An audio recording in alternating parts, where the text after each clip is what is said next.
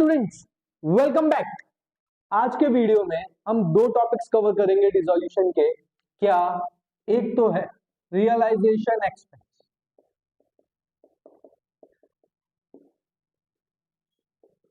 Realisation expense का treatment.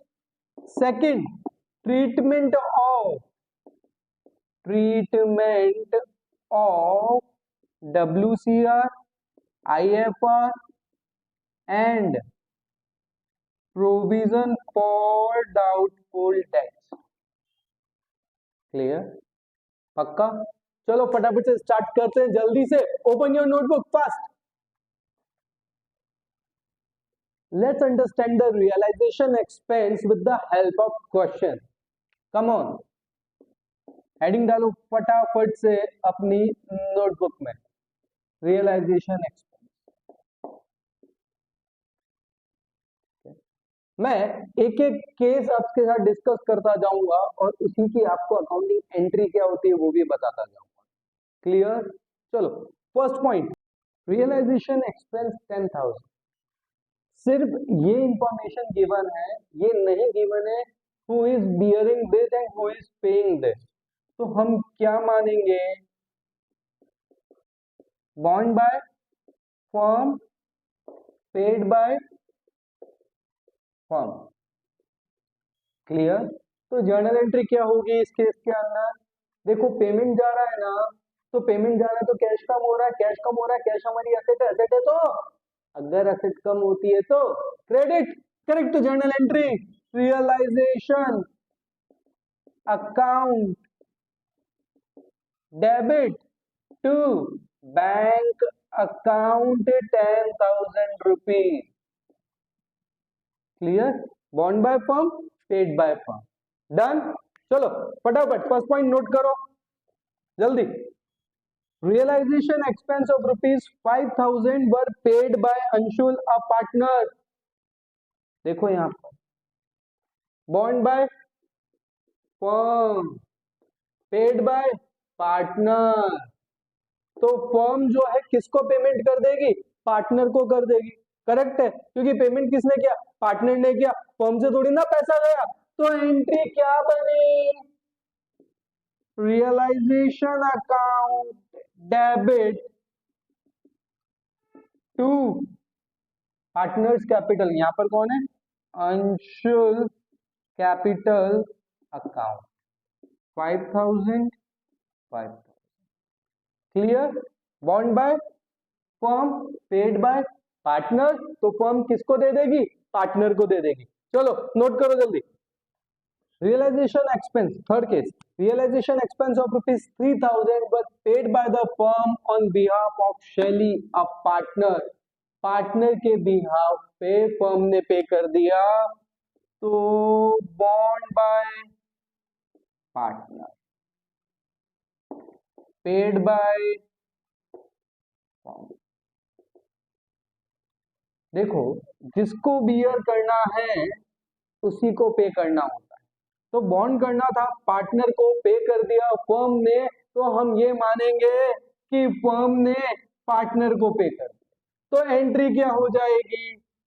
Shelley's capital account debit to bank. भाई firm से तो पैसा गया ना, तो Shaily's capital account debit to bank 3,000। Clear? Case 4, if fixed remuneration paid to a partner for dissolution expenses, इसके बाद एक्चुअल एक्सपेंस डजंट मैटर कि एक्चुअल कितना लगा।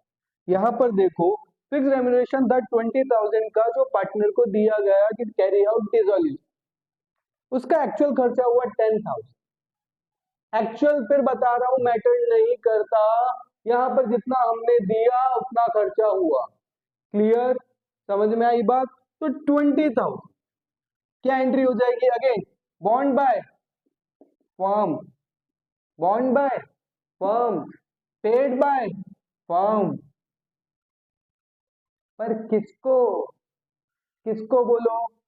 To partner. तो एंट्री क्या हो जाएगी? Realisation account debit to partners capital account 20,000 20। बात समझ में आई? बोलो हाँ या ना। समझ आ गई? Very good. क्या बोला देखो, bond by firm paid by firm, पर किसको? पार्टनर को देने हैं ना, तो एंट्री क्या हो जाएगी? Realisation account debit to partners capital account. एक बात ध्यान रखना, जब फर्म बॉन्ड करेगी, फर्म बियर करेगी, तभी रियलाइजेशन अकाउंट डेबिट होगा। क्लियर? चलो नोट करो जल्दी। केस 5 इंपॉर्टेंट है। डिसोल्यूशन एक्सपेंस कितना है? 8,000 का, आउट ऑफ विच 3,000 बॉन्ड by Riddhi a partner.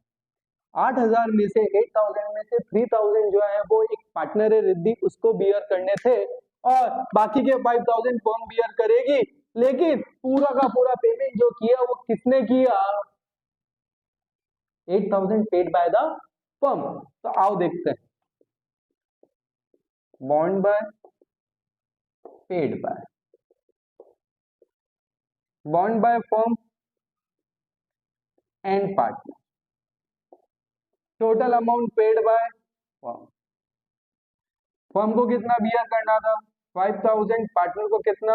3,000। Total firm ने कितने पे कर दिए? 8,000। तो इसका मतलब जो ये 3,000 पार्टनर को पे करने थे, वो भी किसने पे किए? फर्म ने किए, राइट? तो हम क्या मान लेंगे कि फर्म ने एक तरीके से पार्टनर को पे किया, क्योंकि पार्टनर का पैसा तो ऑलरेडी फर्म के पास पड़ा है ना। तो क्या एंट्री हो जाएगी?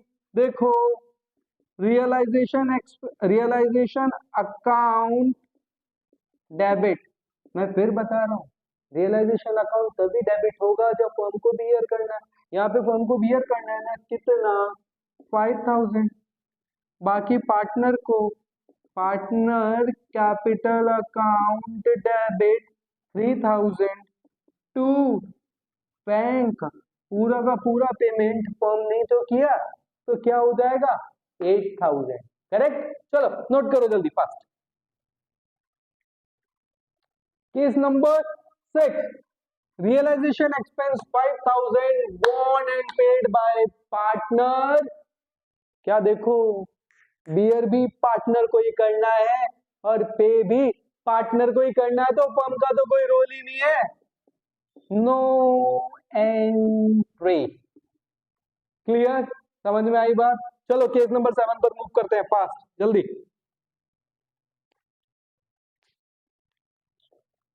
7 केस इंपॉर्टेंट है।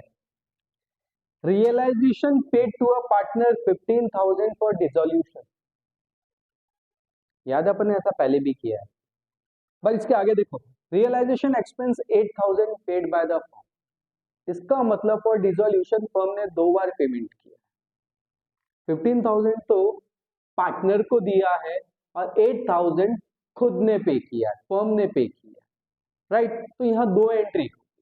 हमने प्रीवियस क्वेश्चन किया था, प्रीवियस केस देखा था, उसके अंदर ये था कि हमने पार्टनर को रेम्यूनरेशन दिया 15,000 का, जिसमें उसको सारा डिसोल्यूशन का खर्चा करना होगा। एक्चुअल एक्सपेंस उस पार्टनर के होते हैं 10,000। एक्चुअल एक्सपेंस से हमको कोई लेना देना नहीं है, मैंने ये बताया था, पर यहाँ पर 15,000 भी आएंगे और 8,000 भी आएंगे। समझ में आई बात? तो देखो क्या एंट्री बनेगी। 15,000 पार्टनर को दिए, तो ये भी बियर तो फर्म ने किए। Realisation account debit to partners capital account, कितना? 15,000 15,000। और ये जो खुद ने पे करे हैं वो एंट्री के लिए, ये 8,000 के लिए realisation account debit to bank, कितना? 8,000 8,000। करेक्ट? अब कुछ बच्चों के दिमाग में क्वेश्चन आ रहा होगा, सर इनको हम एक एंट्री भी तो कर सकते हैं। हाँ कर सकते हैं, तो वो सिंगल एंट्री क्या हो जाएगी? देखो, रियलाइजेशन अकाउंट डेबिट यहाँ हो जाएगा 23,000 और यहाँ पर आ जाएगा टू बैंक 15,000 और 8,000। बात समझ में आई? हाँ या ना? चलो नोट करो जल्दी। रियलाइजेशन एक्सपेंस ऑफ ₹5,000 बॉन्ड बाय अगम, अगम को बियर करने थे, and paid by Rishabh another partner, दो पार्टनर है अगम और ऋषभ, ठीक है, बियर करना था, अगम को पे कर दिया ऋषभ ने, और इसको हमको बुक्स ऑफ अकाउंट्स में लिखना है। तो देखो, जिसको बियर करना था उसकी कैपिटल कर दो कम, अगम्स कैपिटल अकाउंट डेबिट, इसकी कैपिटल से लो, और जिसने पे कर दिया उसकी कैपिटल में बढ़ा दो टू ऋषभ कैपिटल अकाउंट। बात समझ में आई? क्या अमाउंट है? 5,000 एंड 5,000। क्लियर? समझ में आ गई बात?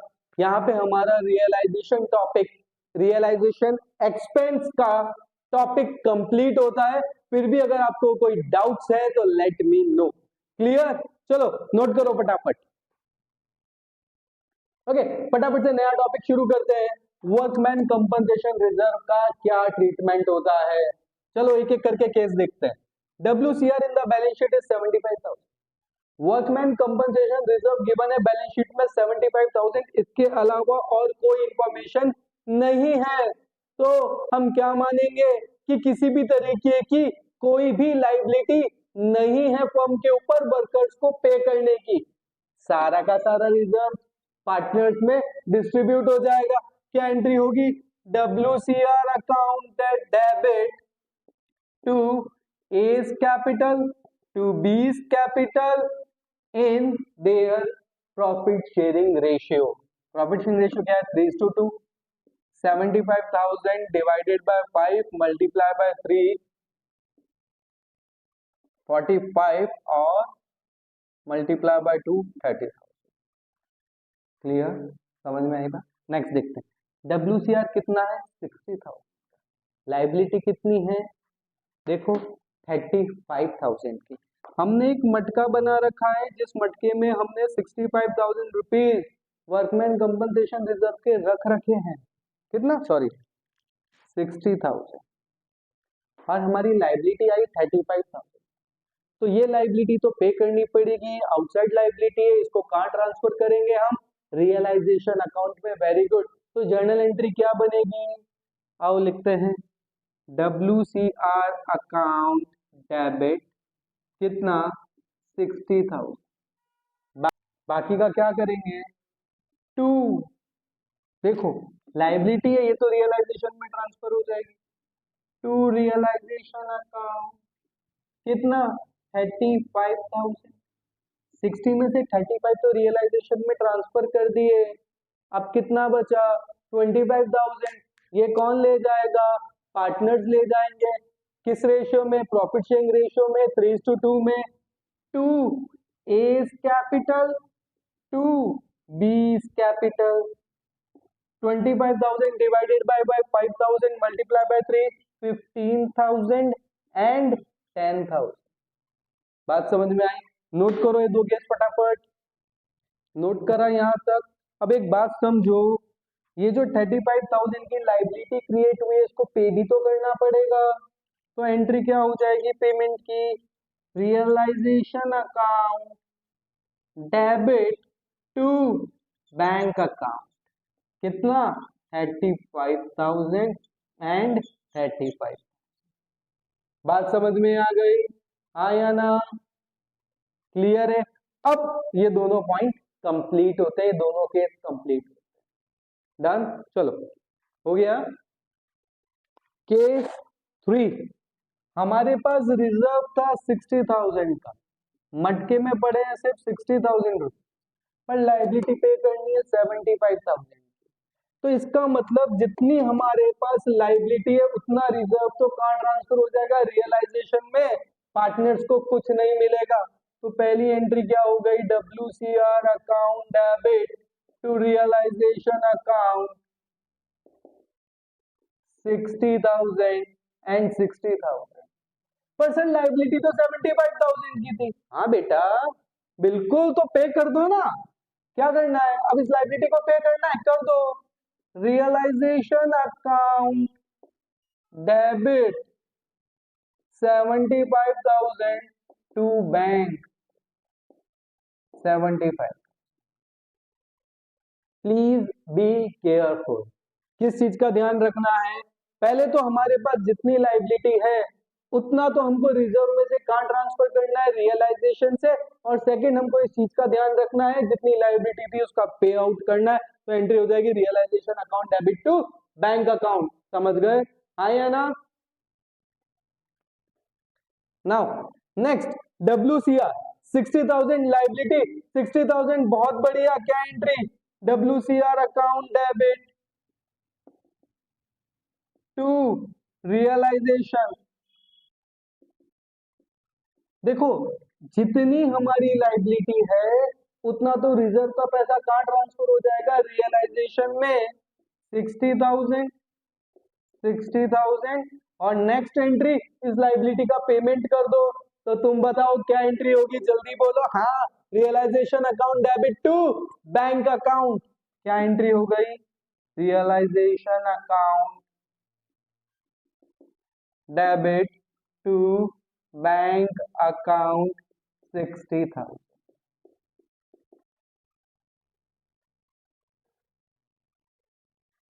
समझ गए यहां तक? डन। ओके, लास्ट WCR है ही नहीं, वर्कमैन कंपनसेशन रिजर्व बना ही नहीं रखा था और लाइबिलिटी आ गई 15,000 की। तो घबराना क्यों? जैसे हम लाइबिलिटी का पेमेंट करते हैं वैसे लाइबिलिटी का पेमेंट कर देंगे। तो कुछ ट्रांसफर तो होगा ही नहीं क्योंकि WCR क्या है? नील है। तो एंट्री क्या हो जाएगी? Realisation account debit to bank account 15,000। बोलो, बात समझ में आ गई? हाँ या ना? ये हमारा WCR का टॉपिक भी कंप्लीट हो जाता है। फटाफट से नोट करो जल्दी। Okay, now when an asset is transferred, जब कोई असेट ट्रांसफर होती है तो उससे जुड़ा हुआ अगर कोई रिजर्व है बैलेंस शीट में तो वो भी रियलाइजेशन अकाउंट में ट्रांसफर होगा। ध्यान रखना। और ऐसे आपको दो ही रिजर्व मिलेंगे क्वेश्चंस में, इन्वेस्टमेंट फ्लक्चुएशन रिजर्व या फिर प्रोविजन फॉर डाउटफुल डेट। देखो क्या लिखा है, when an asset is transferred to the realisation account its corresponding provision or reserve, its corresponding provision or reserve is also transferred to which account? Realisation. Clear? तो investment fluctuation reserve का क्या treatment होगा? देखो balance sheet में asset side में investment given है 5 लाख की और IFR बना हुआ है 70,000 का। तो आप क्या एंट्री करोगे? आप दोनों को ट्रांसफर करोगे। कैसे इन्वेस्टमेंट को ट्रांसफर करोगे? इन्वेस्टमेंट असेट है, असेट कम हो रही है तो क्या होगा? Yes, credit. तो एंट्री क्या हो जाएगी? Realisation account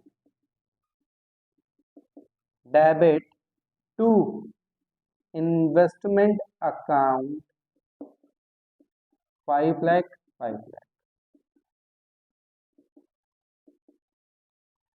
clear? और इस IFR को भी ट्रांसफर करो रियलाइजेशन में।